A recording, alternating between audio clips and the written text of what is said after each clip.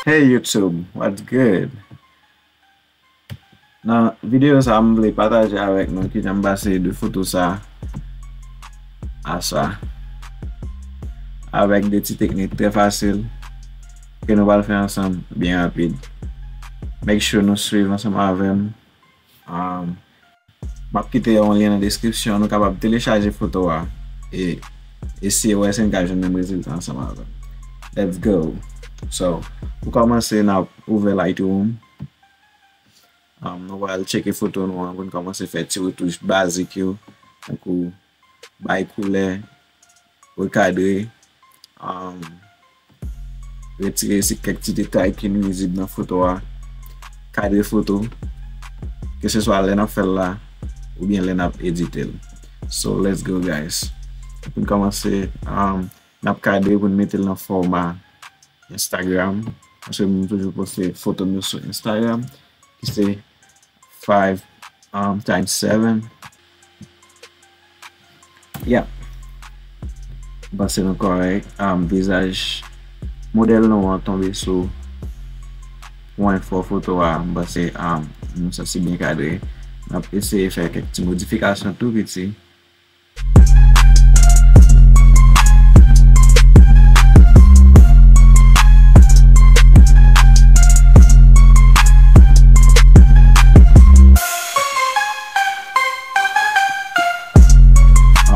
So, kounya la nou wale arrange lumière nan foto wa e jere yon ti couleur tout petit avèk kontrast yo. So, sa nou men fè, mwen klike sou auto pou petè computer a ka fè ti koreksyon pal bien avan. Petè ni kek ba nou batwe di ka jere. So, nap jere exposure nou. Pese disen men base mwen top lumière.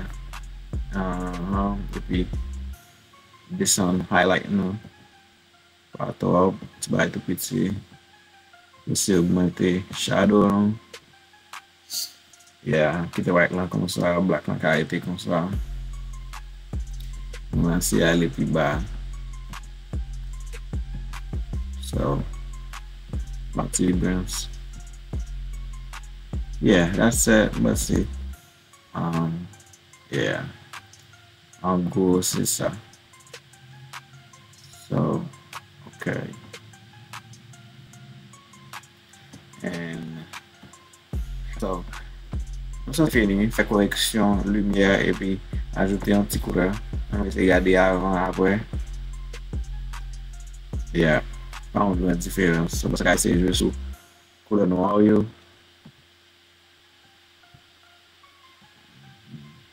Kaba pis kontrast. Yeah.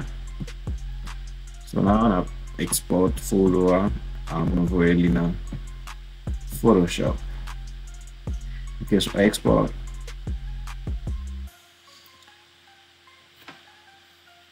And we will nou show and explore and open in Adobe Photoshop and export.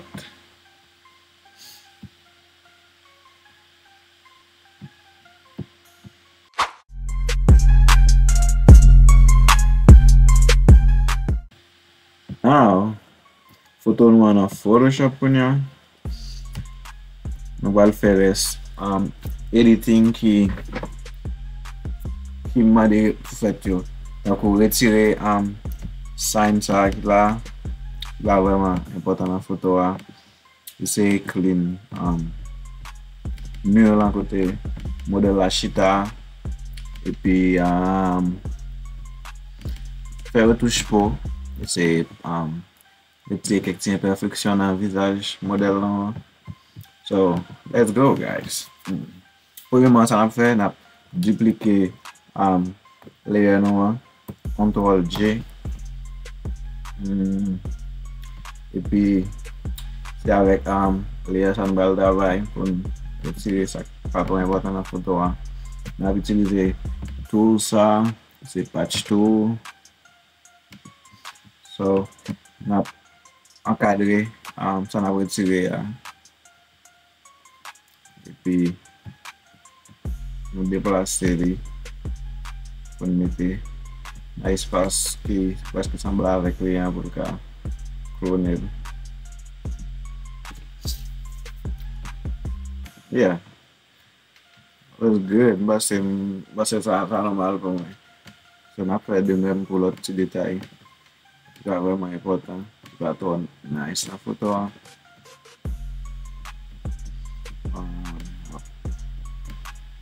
Yeah.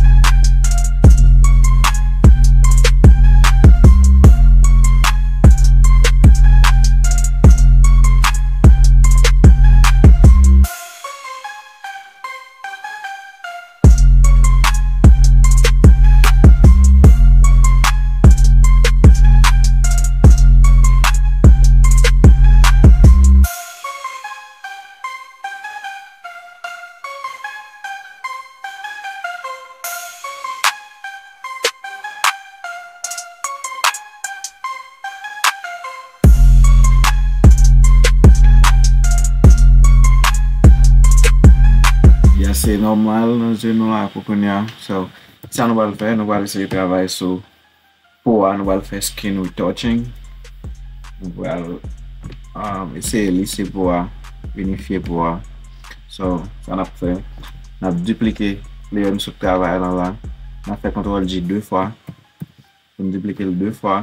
So, nap rele pou mi a high. Nap rele dezem nan low. Nap desaktive visibilite nan premier. Epi nap servi avek sa. Nou wale nan filter, blur, Gaussian blur. And nap mette la au nivou ki pa to eleve. Basi pou mwen la. And the 5 looks good. Ok. Epi nap aktive premier ne desaktive ya.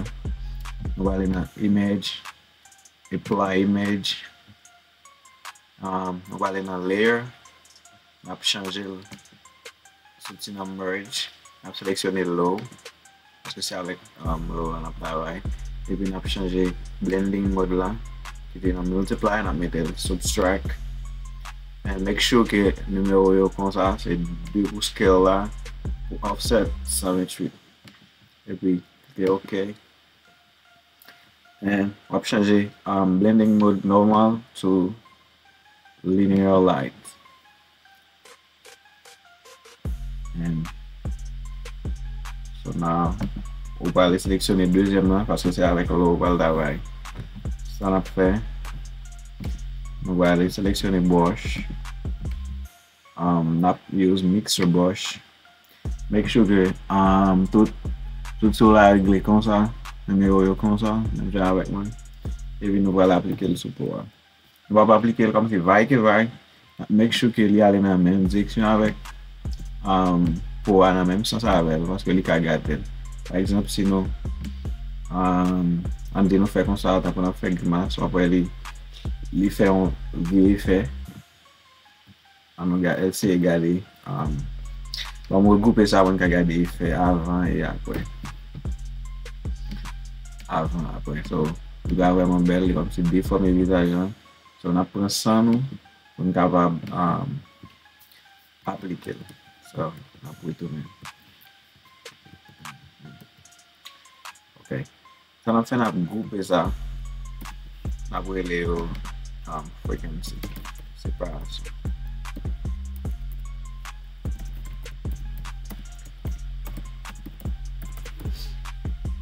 Oops. So, an kite l sa.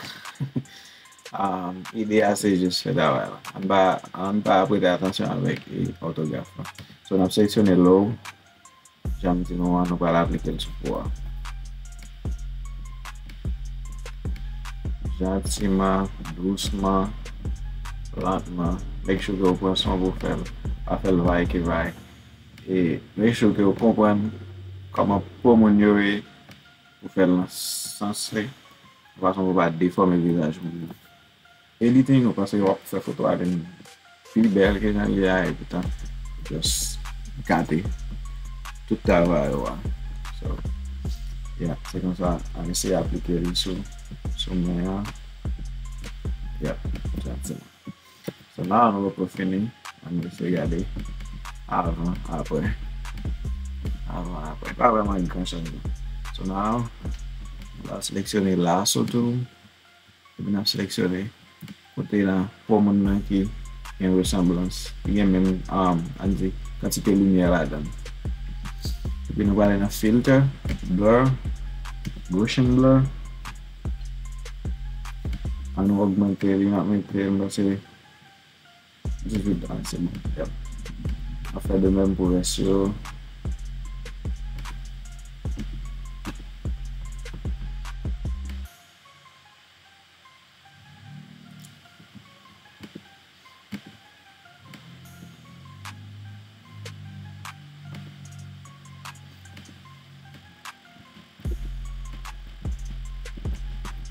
Okay, so now what else here?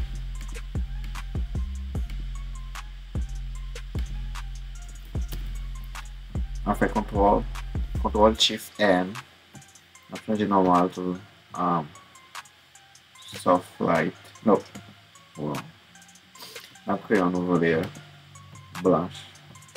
Et puis après on servir avec brush, but on servir avec brush normal là. Et on applique directement sur Alt pour nous prendre une couleur qui match dans pour nous descendre l'opacité nous à 5. Yep, et puis on passe bleu seulement.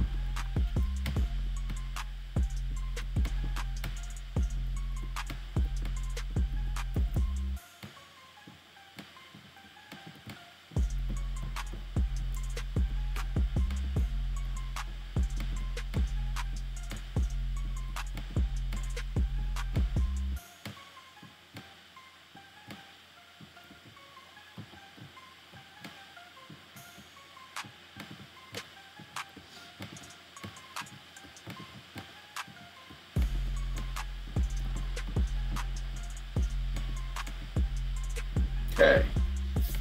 So on va faire la même chose. Ça nous aide. On va laisser mettre plus de lumière dans le jeu et essayer de faire du plus blanc. So, on fait ça manière.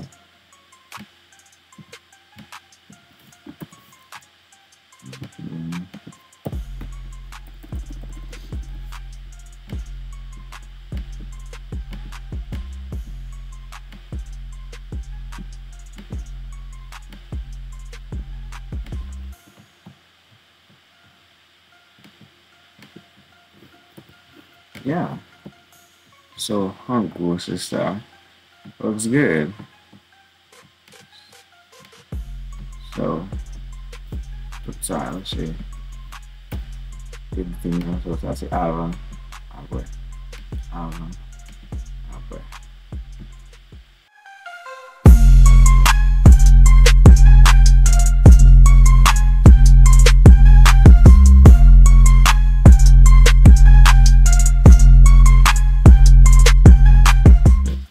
So, when on va laisser ouvrir la caméra ou on merge tout layer nous on fait contrôle shift et on a un petit couleur en plus et puis on finit avec photo nous on save and job done.